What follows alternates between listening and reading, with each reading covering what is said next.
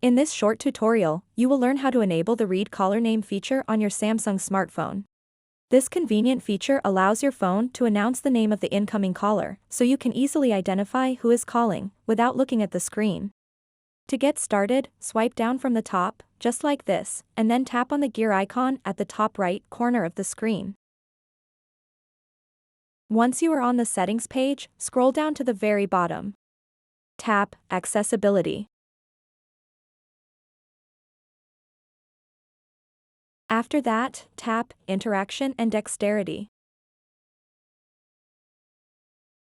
And then tap Answering and Ending Calls.